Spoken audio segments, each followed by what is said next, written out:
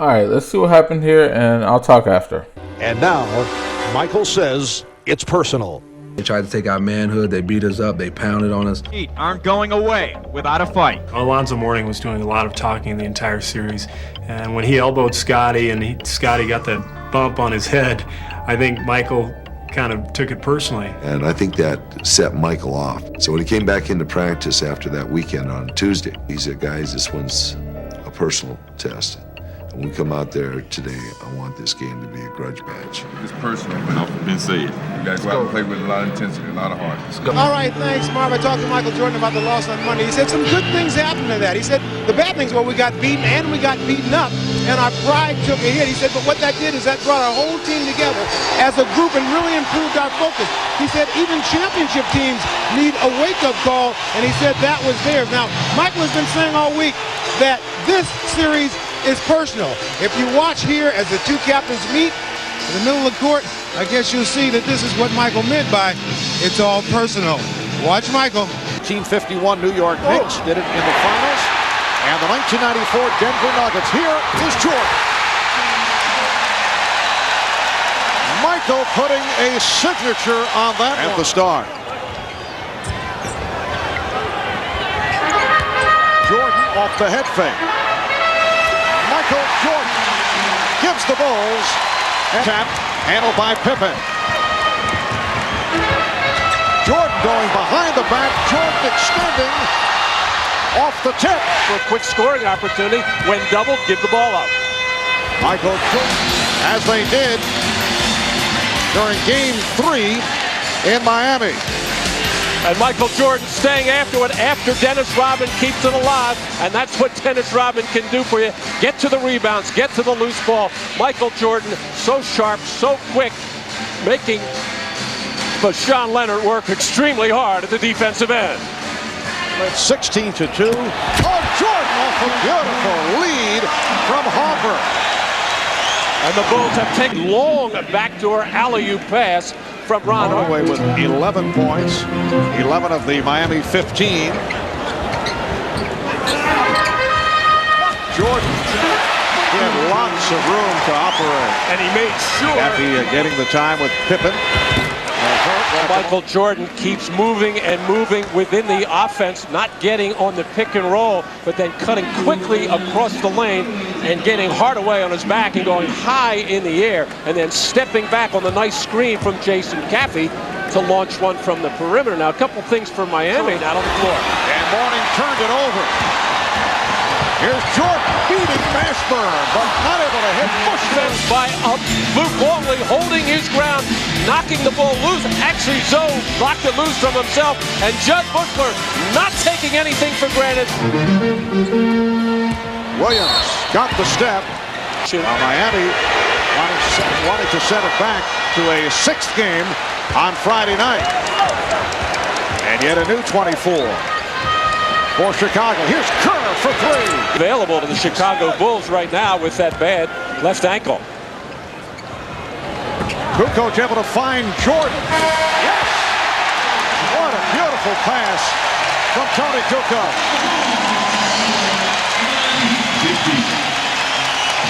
And that, a basket that hurts. A final second shot to end the first half. Well, as cold as Michael has been in this second quarter, still going to take that shot, fade away, nothing but net. He had missed his previous 17. Jordan leads the way with 18 points. The bench has done a terrific job for Chicago. Tim Hardaway, high man for Miami with 20. Alonzo Mourning with just 5 points. Stay tuned for Hannah Storm and the Prudential Halftime Report. You're watching the NBA on NBC. An offensive game has to go to the offensive board, try to do his damage there. Jordan with the step. Oh, he adjusted on the shot. Only half penetration like this, coming to the quick stop, getting up in the air, and just that little bump below the waist by. Rejected by Longley. Harper, the trailer, taking it from Jordan. And it leads to a Miami timeout. The Bulls by 4. Well, when Miami, Dan Marley took a shot in the mouth. Oh, beautiful pass to Michael Jordan as Dan Marley got hit in the mouth from Judd Worcester and just stopped cold in his tracks. The Bulls now have Michael Jordan. Ixway is back defending on Ron Hoffer. Shot clock down to 3. Jordan. Yes, other 4 players having trouble creating anything, and it always seems to be Michael Jordan winding up with the basketball with the shot clock winding down. As it appeared, he had something to say to Pat Riley on the other way back, and Pat Riley getting a kick out of whatever it was. Timeouts remaining. The Heat with 4 left. Jordan to the crossover. Marley has done an excellent job. Pretty fast. All right, thanks, Marv. Michael, one of the things that you talked about having lost down in Miami was that loss really brought this team together and got them back focused. Not just the loss, but the way we lost. In terms of, we got beat up pretty much, and they came in and beat us up pretty bad. So we were back in our own home court, and we wanted to make a stand. We didn't want to beat them up on the basketball court, yeah. But not physical to where it ends up fighting. A lot of people didn't really understand what you were talking about when you said this is personal. What did you mean? I mean, in terms of our intensity as a game, we got to stand down defensively, offensively, do all the necessary things we needed to win. It wasn't to go out there and try to fight or throw elbows or whatever. We just weren't going to let them come in and push us around. No more knots on our heads, none of that stuff. We wanted to come out and play hard. What about the finals? You have any thought about that, Utah or Houston? Well, we got back to the finals, but it's not just to get back. Against Utah or Houston, either one of those teams, veteran ball club, they know how to play the game mentally as well as physically. So we have to get ourselves ready and healthy and get ready for a battle. And, we start here at home for 2 wins, and then we got to go out there for 2 wins. Eastern Conference champion.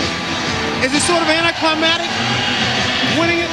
Well, it's good to be Eastern Conference champions, but to come up short doesn't really mean nothing. We want to get all the way to the ring and, make it 5, go on from there. Between me and you, how many holes you play yesterday? A lot. I'm going to play them all. A lot. Congratulations, man. Back to you, Marv. It was personal. They can't come in our house and do the same thing they did to us in Miami from a basketball sense. And if that meant from a physical sense, then we have to stand up and be accounted for. It was the same thing when Detroit used to do the same thing to us, come in and beat us up. At some point in time, it became personal where we had to stand up on our own 2 feet and fight the bully from a basketball sense, not from a physical sense. So here's the play with Scottie as it happened. Pippen off the rebound. Oh, he is pounded. Chicago. Scottie Pippen was claiming that he's all right, but Dennis Rodman coming over to check out Pippen, who was in pain. Whoa.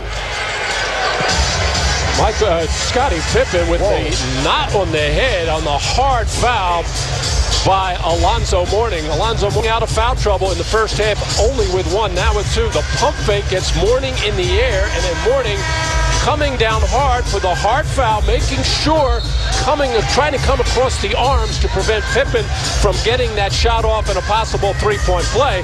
Okay, so first thing, Michael Jordan started a playoff game 0 for 14. That's unbelievable. That's still unbelievable when you go back and watch the highlights of that game and you just go back and watch him miss shot after shot after shot after shot, and a lot of them weren't even close. And he was 0 for 11 in the first half and then missed the first 3 shots in the third quarter. But in typical Michael Jordan fashion, he found himself, gathered himself, and I believe went for 20-something in the fourth quarter, something like that. But he caught fire, and all of the shots were in a 5-foot radius of the left elbow. Well, not all of the shots, but the first 4 or 5 shots he hit were all in that same radius of the left elbow. He just got his rhythm and then got going, but it was a little late for the Bulls to close that game out, but that was okay. Because obviously they just went home and closed it out. So now let's get to this big ass knot on Scottie's head. I shouldn't laugh because honestly it's quite disgusting. But the funny thing is that it was a regular foul. It was just a regular foul, and I mean, can you imagine in today's game? Oh my goodness. Number one, Scottie would have, because that Scottie didn't even fall down. He took the hit and just kind of, backpedaled a little bit, but he didn't even fall down. You can imagine today's game, a player get hit like that in the head, they're definitely going to be laying on the ground for a few minutes, playing dead, at least to try to draw a flagrant. They probably wouldn't be able to continue to play. They would have to go into concussion protocol or something. Alonzo Mourning definitely would have been thrown out the game, flagrant 2, no doubt about it.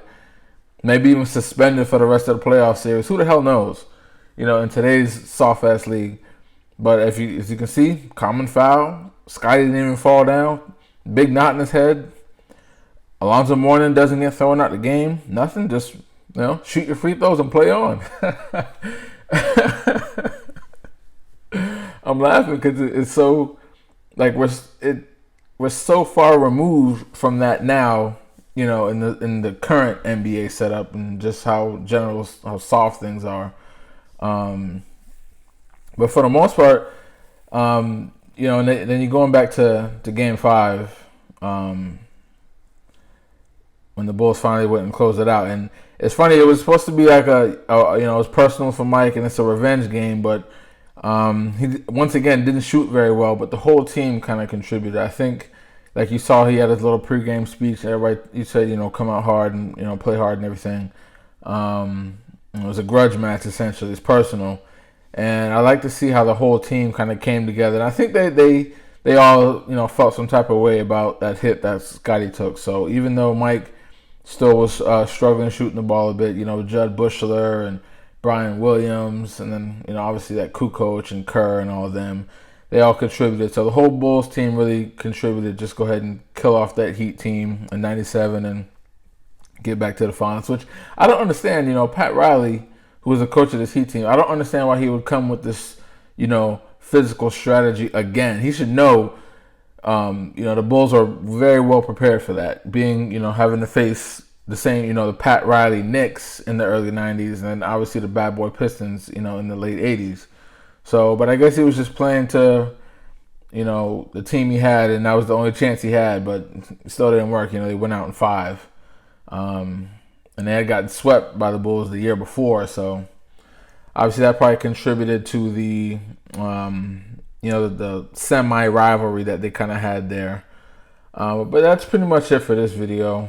Thanks for watching the video if you made it through this far. If you liked the video, go ahead and hit that thumbs up button for me. Subscribe if you haven't already, and I will catch you on the next one. Peace. I don't have to do this. I'm only doing it because it is who I am. That's how I played the game. That was my mentality. If you don't want to play that way, don't play that way. Break.